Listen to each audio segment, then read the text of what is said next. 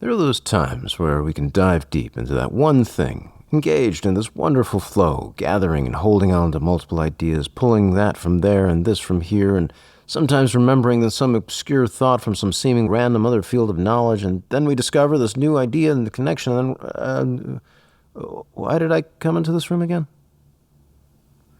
How can it be so easy to lose touch with something that seems so important from only a few moments ago? What's going on?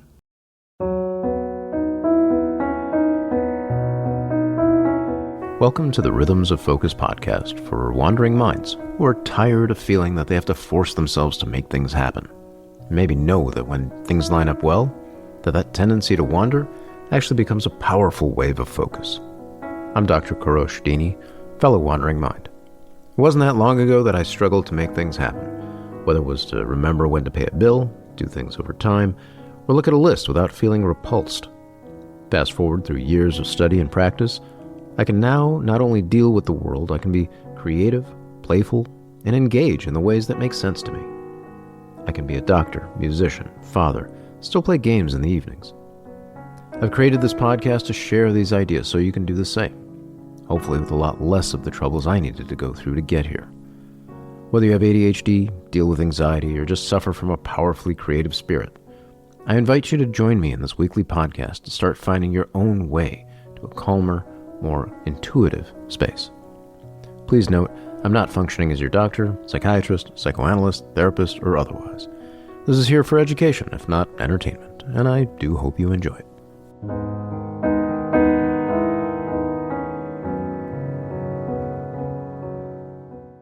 A wandering mind's complexities can seem staggering.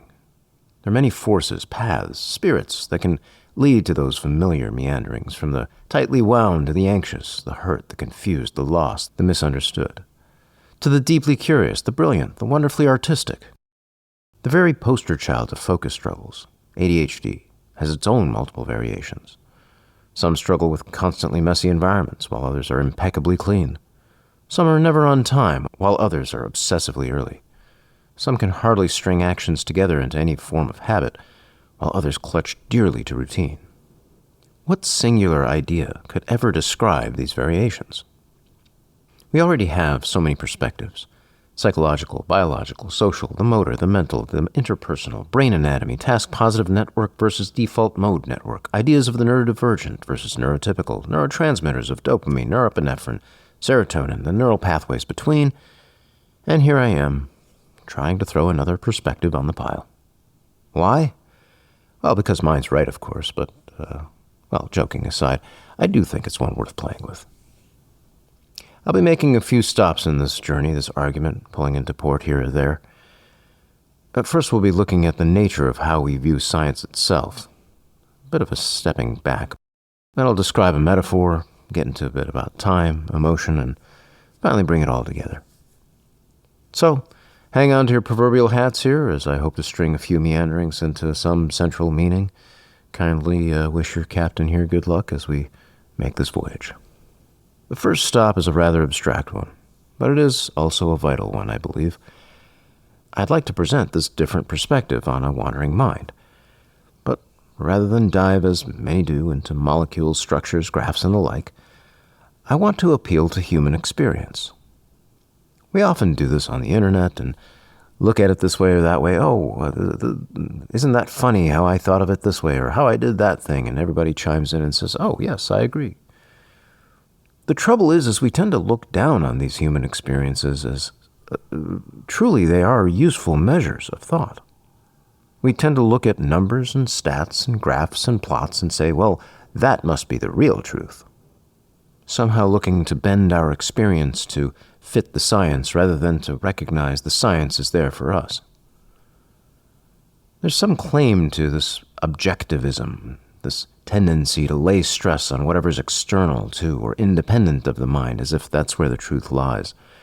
The mind itself is somehow too fuzzy to consider scientific. If we're generous, we might say it's the last frontier of science, but sometimes I look at that phrase as some backhanded way of keeping it at arm's length. Years ago, this psychologist named E.L. Thorndike in 1918 said, "Whatever exists, exists in some amount, and whatever exists in some amount can be measured. Sounds nice, but it's a sentiment that's damaging, and it's also soaked into our scientific discourse far too deeply and far beyond psychology, overshadowing the power of the mind. It's somehow become this sense that only things that can be measured are worthwhile, measured by some external means.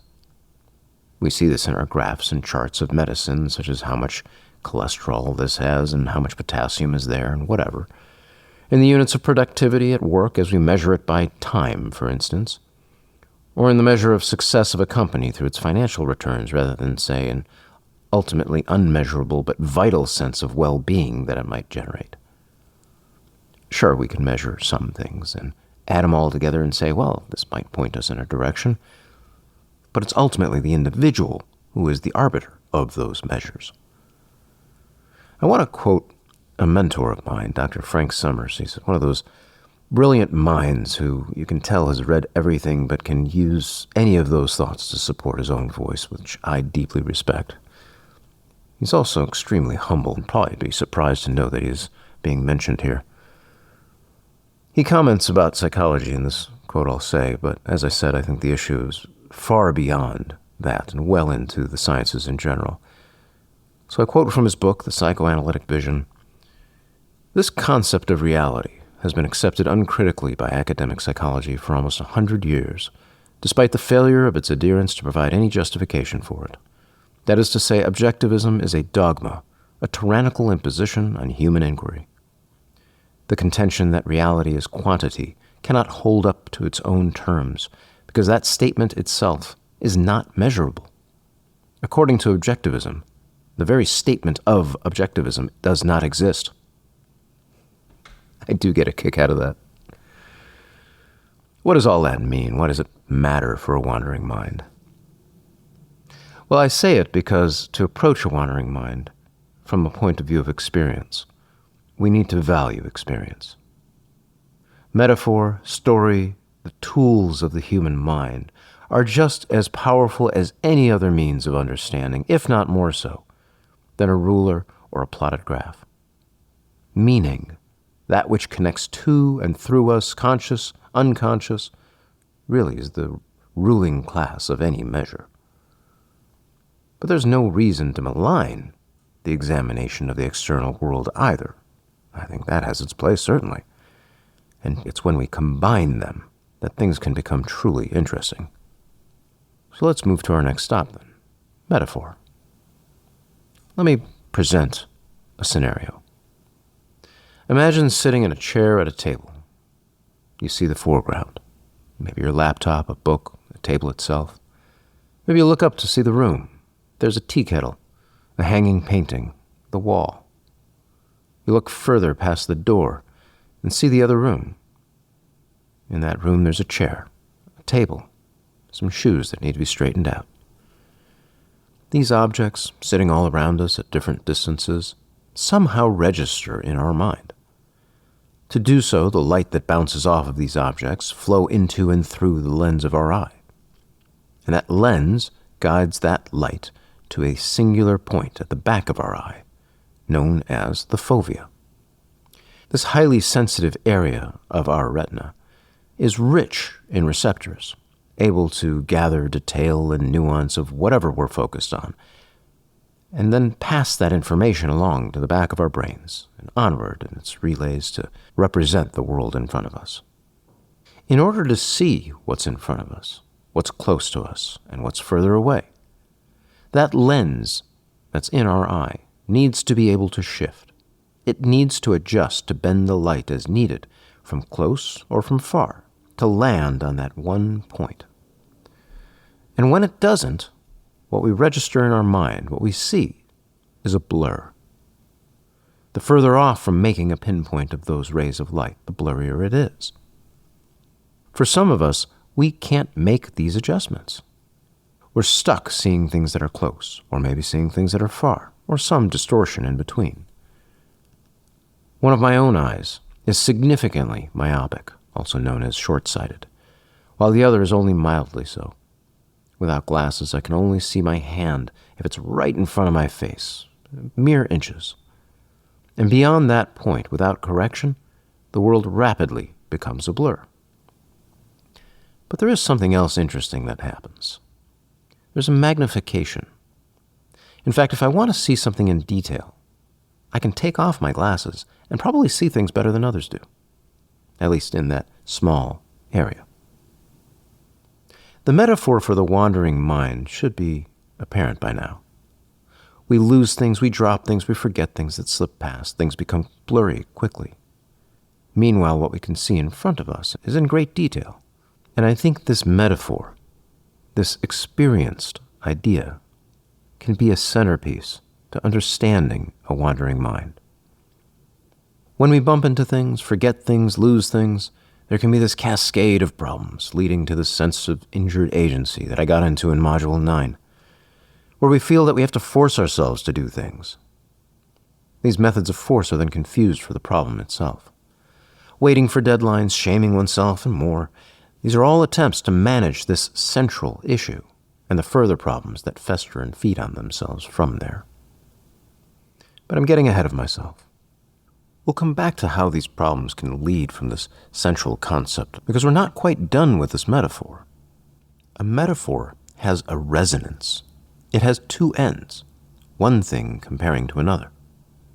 So if we're looking at this idea of the lens of the eye, what's at the other end? Well, this brings us to our next stop.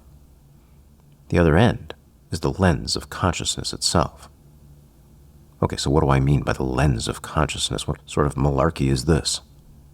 Well, let's look at it for a moment through the concepts of short-term memory and working memory. Short-term memory is said to be this part of our brain that holds 7 plus or minus 2, 5 to 9 items, things that we can hold in our mind.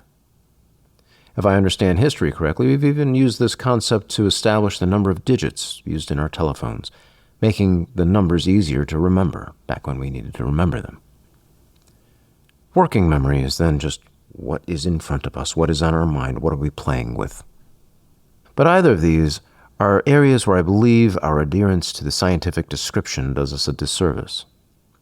Reading about short and working memory this way makes it sound, at least to my ears, like we've got 5 to 9 objects sitting in a box next to us. You put things in the box and take things out of the box. But that doesn't seem quite right. It's not alive, and these things are divided, perhaps even artificially. Instead, I see it more as this flow around a singular fovea of attention itself, where this maybe 5 to 9 is more about these meandering ideas, sensations, feelings rhythmically moving in and out of direct awareness.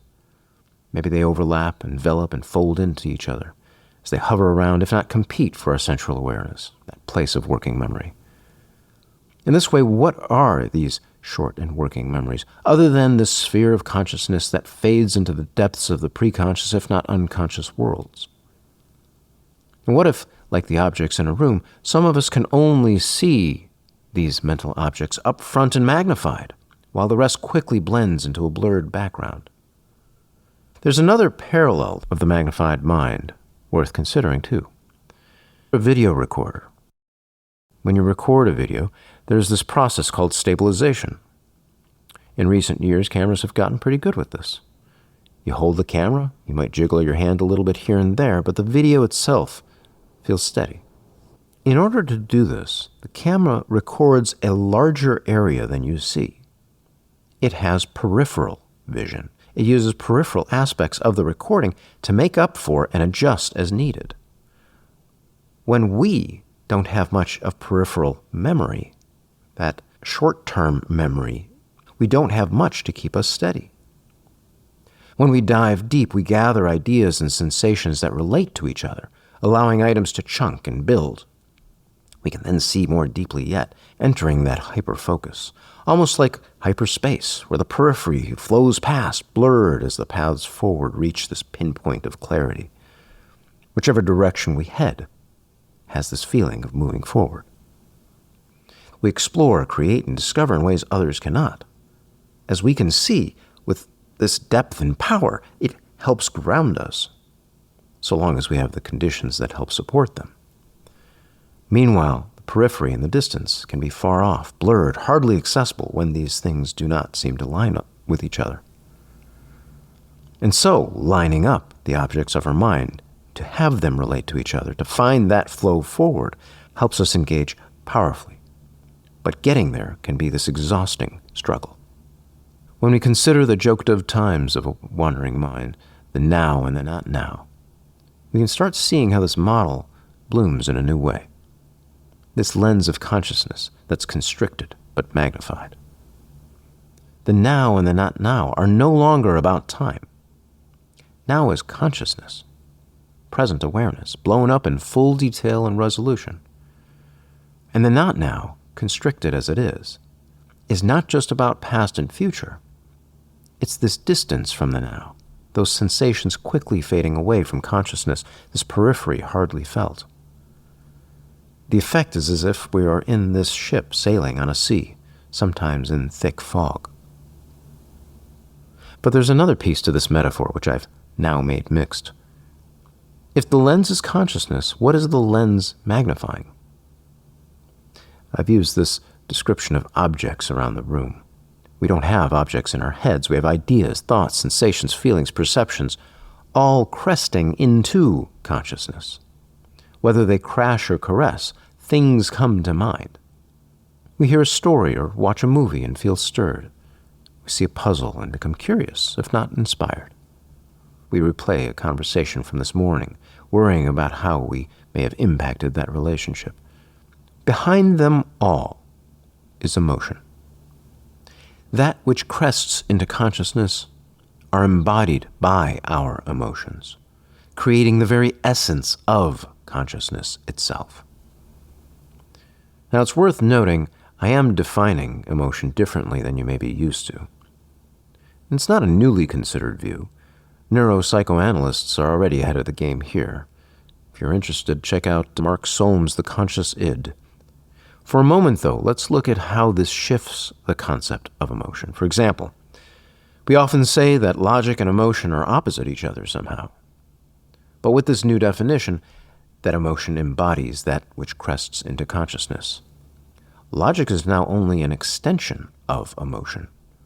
Using logic is about discovery, curiosity, the desire to understand what is, itself an extension of play and seeking. How is that not a facet of emotion? Words themselves become only this cresting of feelings. Even the seemingly meaningless phrase, "the quick brown fox jumps over the lazy dog," carries a set of associations of a time and typing class, of animals and folk tales, of the letters in the alphabet, ideas flowing and forming into the moment emanating from all these places within. More than simply things that come to mind, emotion is the bed of our reality, and intense emotions bend the lens of consciousness. Bringing these concepts together, we have this magnified now, a constriction of the not now, and a resulting increased power of emotion felt through this lens, emotions now engaging or disrupting with that much greater power, perhaps that much more deeply felt. And so here we can return to see how this metaphor can encapsulate this wide variety of problems that we see with a wandering mind. When we walk into a room and wonder, why did I come here again?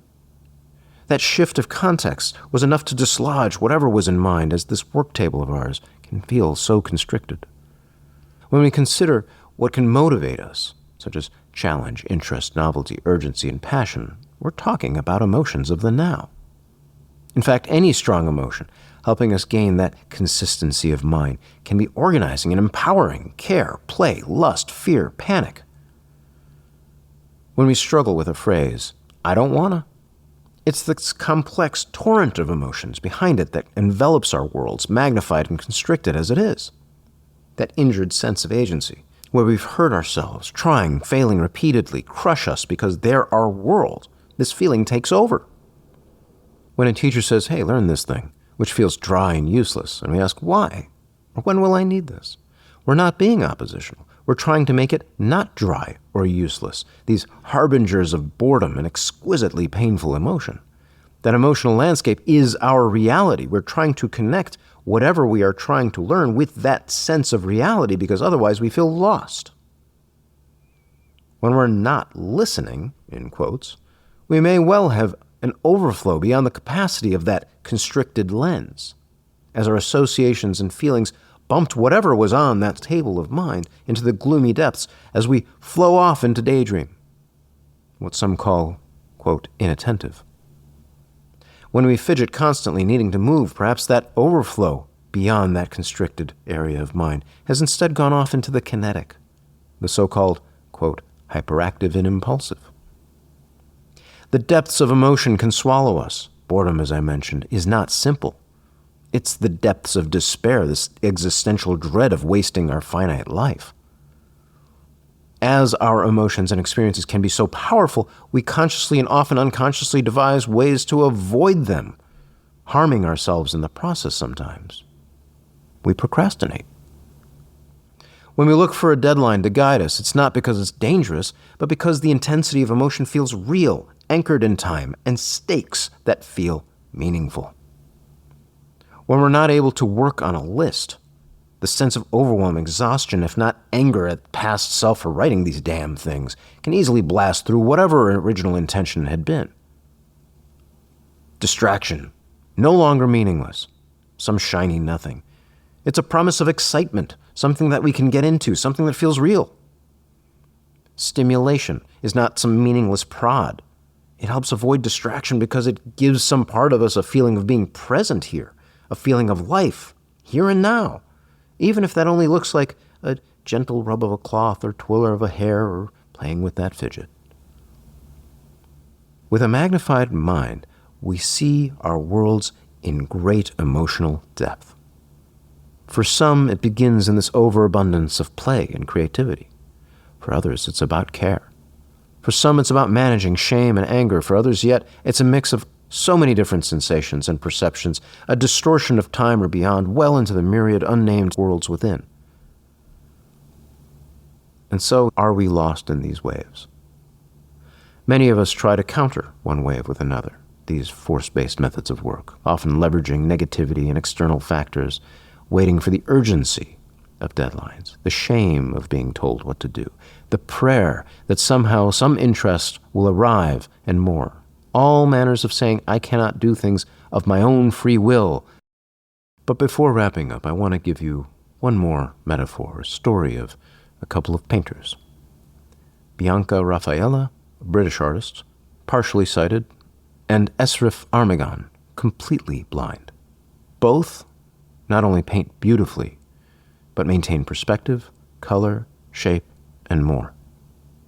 I do believe there is this parallel with the wandering mind. And not only that, but as there is that power in the magnified aspect of this mind, that once you have a sense of how to guide it, you may even discover and harness a strength one you didn't know of or didn't know you could wield. It comes from being able to recognize the perspectives with the tools you have with where you are now. It comes from that practice of agency, as I got into a bit in Module 9. We pause and consider, paying attention to those forces within, recognizing our options as they are, allowing them time to come to some settled space. And when we do, we reach that height of agency, that place where we can decide and engage non-reactively. The practice is to find and exercise the places and structures where we can use this. When I encourage a visit, for example, as I've done in other episodes, I do so to help you create that decision space at the edge of action, where it's as easy to step away as it is to move forward with whatever it is. You can pay attention to the feelings and decide for yourself. Were I to tell you to shove yourself through, to, quote, just start, well, that defeats the entire purpose. When we feel scattered or exhausted, we can practice what I call anchoring, perhaps using pen and paper to support ourselves in the process. When approaching something, we can consider the environment, recognizing when we're trying to make conditions perfect, or we're about to run down another rabbit trail, or we're making a good organizing investment for better paths forward. With more practice, we can better use frustration, overwhelm, and more so that they can work in our favor, almost like tacking with a boat through wind and water. We can learn how to carry the momentum of a project from one session to the next, so we're not locked into hyperfocus for fear of never being able to return. We can learn how to manage the signposts we create for ourselves, whether in apps or lists, such that they support our sense of working memory, our short-term memory, as they are, rather than overwhelm us, if not assault the future selves that we write these tasks for. These and more are all skills, and as skills we can practice them. It's not some simple checklist of, oh, here's the thing to do. Similar to any language spoken by voice or other instrument, it takes time to practice. We pick up one thing, we get good at that. We pick up another and do the same. And we bring them together and lead that process into some second nature. At some point, hopefully, we can better understand the waves within ourselves, recognize how to practice our decisions with them, and more importantly, guide our voice and ourselves with and through them.